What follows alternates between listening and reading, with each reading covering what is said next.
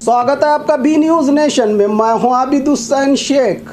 लुटेरों की टोली को पुलिस ने किया गिरफ्तार। 8 अगस्त 2022 बीजापुर शहर के बाहरी इलाके में रहे इटंगीहाल क्रॉस हंचनाल तांडा के पास डरा धमका के पैसे मोबाइल चोरी की वारदातों को अंजाम दिया करते थे ये लुटेरे। इस पर बीजापुर ग्रामीण पुलिस थाने में शिकायत मिलते ही जिला एसपी HD आनंद कुमार के मार्गदर्शन में additional SP Ram Arasadi, DYSP Siddheshwar, CPI Palbhavi, PSI JS Uppar, महिला PSI RA धिन्नी की ओर से कार्रवाई करते हुए विजू, आनंद, सचिन, नवनाथ, सचिन, विकास, हनुमंत की गिरफ्तारी की है पुलिस ने, जिसमें से 3 महाराष्ट्र और 4 बीजापुर जिले के निवासी बताए जा रहे हैं। ये लोग गन्ने के कटाव के काम में आकर ज्यादा आमदनी कमाने की नियत से गलत काम करके पुलिस के मेहमान बने हैं। साथ ही जिला एसपी HD आनंद कुमार ने इसकी जानकारी के साथ साथ जनता से अपील की है कि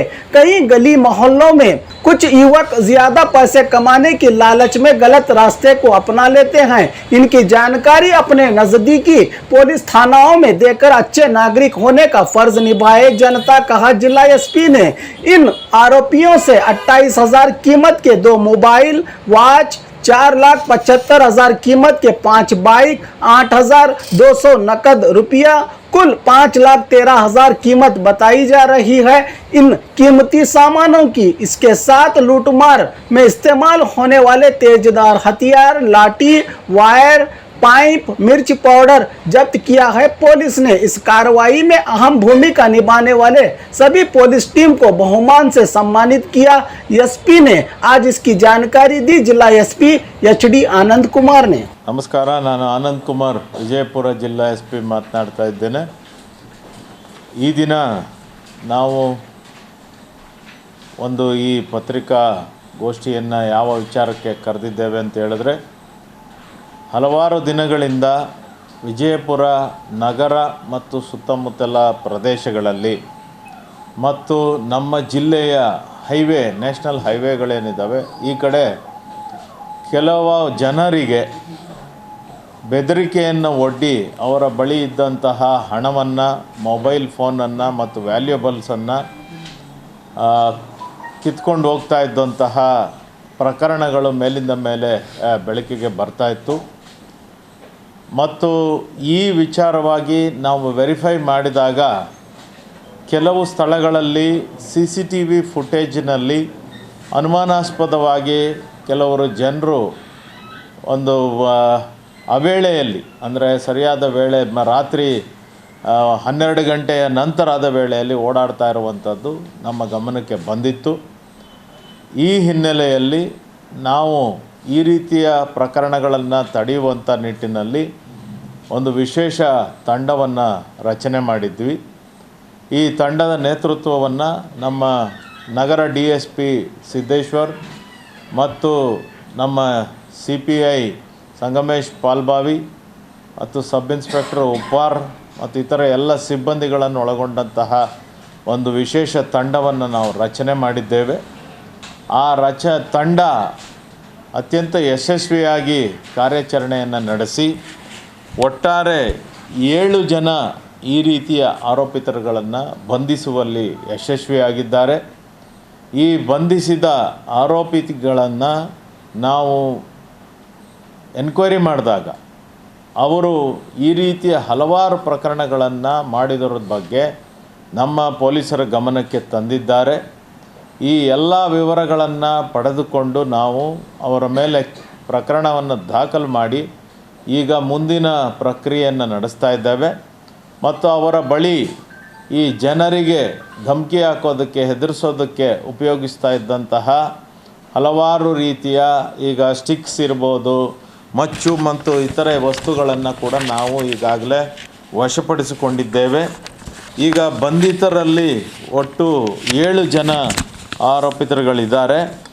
ವಿಜು ಅಲಿಯಾಸ್ ವಿಜಯ ತಂದೆ ಬೀರಪ್ಪ ಕಾರಾಡೆ ಅನ್ನುವಂಥವನು, ಆನಂದ ತಂದೆ ಮಾಯಪ್ಪ ಡೇರೆ, ಸಚಿನ್ ತಂದೆ ಗೋಪಣೆ, ನವನಾಥ ಅಮಗೊಂಡ ಕರಾಡೆ, ಸಚಿನ್ ವಿಲಾಸ ಕಾಳೆ, ವಿಕಾಸ ಲಕ್ಷ್ಮಣ ಢಾಣೆ ಮತ್ತು ಹನುಮಂತ ಜಯಪ್ಪ ಕರಾತ ಅನ್ನುವಂತಹ 7 ಜನ ಆರೋಪಿತರುಗಳನ್ನು ನಾವು ಈಗಾಗಲೇ ದಸ್ತಗಿರಿ ಮಾಡಿದ್ದೇವೆ.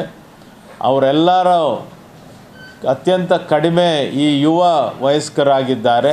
ಎಲ್ಲ 19-20 ವಯಸ್ಸಿನ ಆಸುಪಾಸಿನ ಹುಡುಗರಾಗಿದ್ದಾರೆ.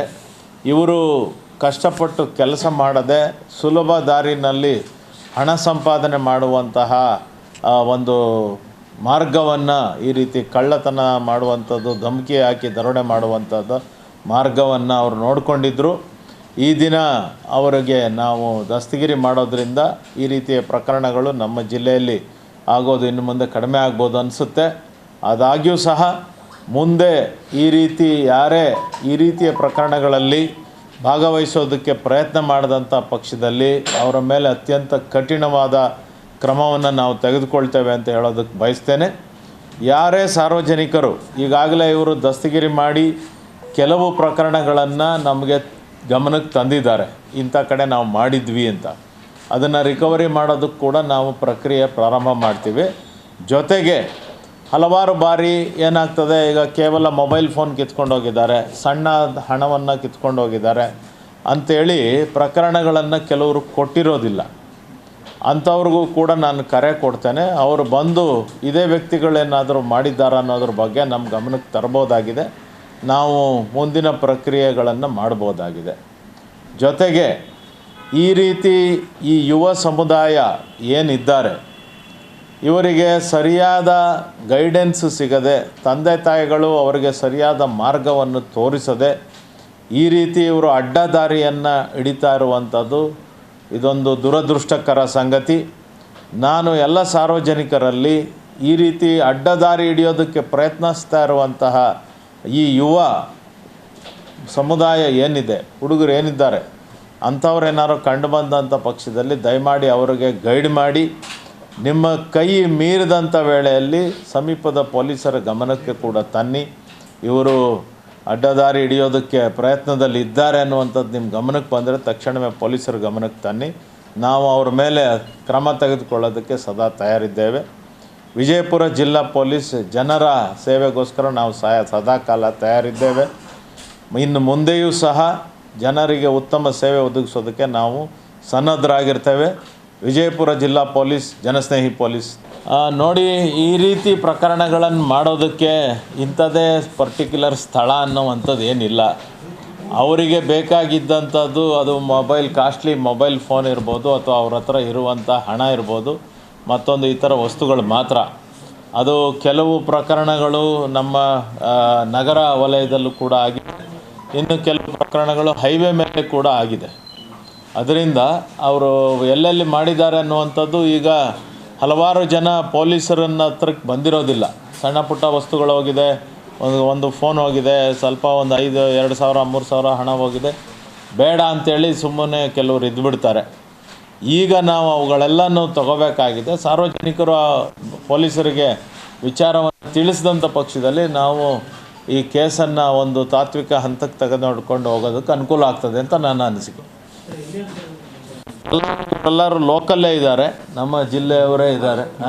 4 ಜನ ಲೋಕಲ್ ಇದ್ದಾರೆ, 3 ಜನ ಮಹಾರಾಷ್ಟ್ರದವರಿದ್ದಾರೆ. ಅದು ಎಲ್ಲ ನಮ್ಮ ಜಿಲ್ಲೆಗೆ ಅಂಟಿಕೊಂಡಂಥ ಪಕ್ಕದ ಸ್ಥಳದವರೇ ಆಗಿದ್ದಾರೆ. ಇವರೆಲ್ಲರೂ ಕೂಡಿ ಈ ಕೆಲಸಗಳನ್ನು ಮಾಡಿದ್ದಾರೆ. ಈ ನಮ್ಮ ಜಿಲ್ಲೆಯಲ್ಲಿ ಈ ಕಬ್ಬಿನ ಕಟಾವಿಗೆ ಬರುವಂತಹ ಲೇಬರ್ಸ್ಗಳಾಗಿ ಅವರು ಫಸ್ಟ್ ಇಲ್ಲಿ ಬಂದಿದ್ದಾರೆ. ಆ ಬಂದಂಥ ವೇಳೆಯಲ್ಲಿ ಲೋಕಲ್ನವ್ರಿಗೆ, ಮಹಾರಾಷ್ಟ್ರದವ್ರಿಗೆ ಸ್ನೇಹ ಬೆಳೆದಿದೆ. ಕಷ್ಟಪಟ್ಟು ಕೆಲಸ ಮಾಡದೆ ಸುಲಭ ಸಂಪಾದನೆಯ ಒಂದು ವಿಧಾನವನ್ನು ಮಾಡಿಕೊಳ್ಳೋಣ ಅಂತೇಳಿ ಎಲ್ಲರೂ ಕೂಡಿ ಮಾಡಿದ್ದಾರೆ. और खबरों के लिए देखते रहिए बी न्यूज़ नेशन।